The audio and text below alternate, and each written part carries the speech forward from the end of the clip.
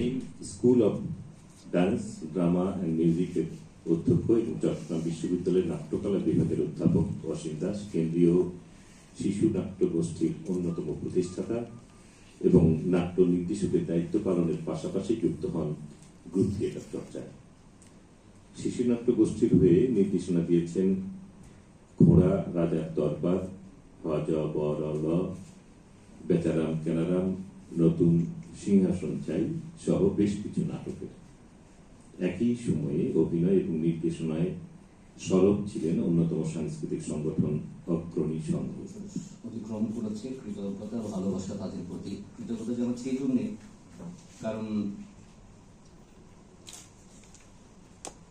বাংলাদেশের প্রেক্ষাপটে কালকে আমি যেটা দেখলাম 1900 স্টুডিওতে গিয়ে একটা আমি একটা ছোট স্বপ্ন দেখেছি সেখানে সে ছোট্ট একটা স্টুডিওতে যাদের পারফরমেন্সটা আমি দেখলাম কালকে শঙ্করের শয়তান, যেটা বলছে বুদ্ধিজীবীর বাড়িতে শয়তান।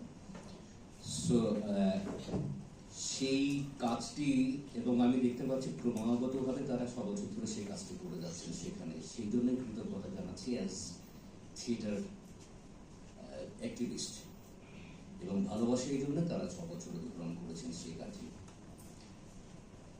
এবং আসলে বাংলাদেশের থিয়েটার নিয়ে তো অনেক কথাবার্তা হয়েছে, প্রচুর বই মুদ্রিত হয়েছে, বাজারে প্রচুর বই পাওয়া যায় এবং প্রচুর সেমিনার সিম্পোজিয়াম হয়েছে। বাংলাদেশের কিন্তু অবস্থা একটা কথা ভুলে চলবে। আমি কালকে সেটা বলছিলাম যে বাংলাদেশের ঢাকার মানে বাংলাদেশ নয়, শুধু ঢাকাকে দেখে যদি বাংলাদেশকে ঢাকা ইন্টারন্যাশনাল ফেস্টিভ্যাল হচ্ছে, ঢাকায় বাইরে থেকে নাট্যচন্দ্র এসে ব্যবসা করাচ্ছে, ঢাকায় রং একেবারে মার কাটকাট অবস্থা হচ্ছে, এই মানে বাংলাদেশ নয়। যদি কেউ তাদের লেখা লেখকের মধ্যে কিন্তু যখন আমি দেখি বাংলাদেশের থিয়েটার পড়তে গেলে শুধু ঢাকারই কথা, এখানে আর কারণই। আমি অনেকগুলো এসে পড়েছি, অনেক প্রবন্ধ অনেকের পড়া আছে, যেখানে গেছে ঢাকা শিরোনামত্র বাংলাদেশের থিয়েটার প্রগতি, কিন্তু দেখাচ্ছে শুধু শিল্পকলা কি হয়েছে, বেলি রোডে কি হয়েছে তারই একটা বর্ণনা। আর এখানে চট্টগ্রাম, সিলেট, বরিশাল, যশোর যেখানে কাজ হচ্ছে তাদের এই নয়। কারণ এটা তো আসলে প্রত্যন্ত জায়গায়, আজকে আমার পাশের শহর, আজকে পাশের দেশ, সেখানে থিয়েটারটা কোথায় গিয়ে দাঁড়িয়েছে। আমরা বারবার করে এক্সাম্পল আনতে চাই না, তাকে কাটিয়ে নিয়ে যাওয়ার জন্য যে পরিবেশটা, যে জায়গাটা তৈরি করার, সেই জায়গাটার মধ্যে আমরা আছি। এখন সবার কাছে আমার এটাই থাকবে, সেটা আসুন আপনার একটা ভাবনার জায়গা থেকে দেখি যে কিভাবে আমরা যে জনগণ থেকে কথা বলছি সেটা জনগণের কতটুকু কাছে নিয়ে যাওয়া যায়।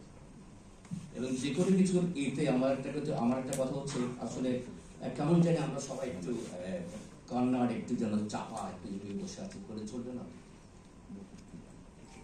এটা চলবে না। নাটকটা করতে হবে, থিয়েটারটা করতে হবে, প্রতি সন্ধ্যায় আলোটা জ্বালাতে হবে, যে কোনোভাবে জানাতে হবে, যে কোনো জায়গায় জানাতে হবে। এবং তখনই গিয়ে হয়তো কোথাও ভাববো যে আমরা আসলে হয়নি এই কারণে, মানে আমার কাছে মনে হচ্ছে যে থিয়েটার আমাদের কত বড় শক্তি সেটা আমাদের কোনো প্রশাসন, কোনো শাসকই বুঝতো না। কারণ প্রত্যেকটা শাসকের আমরা লেগে ঢুকে যাই, প্রত্যেকটা শাসকের পকেটে আমরা ঢুকে যাই, প্রত্যেকটা শাসকের কাছে আমরা মাথা নত করে ফেলি। তারপরে আমরা যে কত বড় শক্তি, থিয়েটার যে কত বড় প্ল্যাটফর্ম, সেটা কিন্তু কোনো সাধারণ জানে, তারা আমাদের নেচার তারা বুঝে। সুতরাং আমাদেরকে কিন্তু বেরিয়ে আসতে হবে ওই জায়গা থেকে, যারা আমাদের যে তরুণরা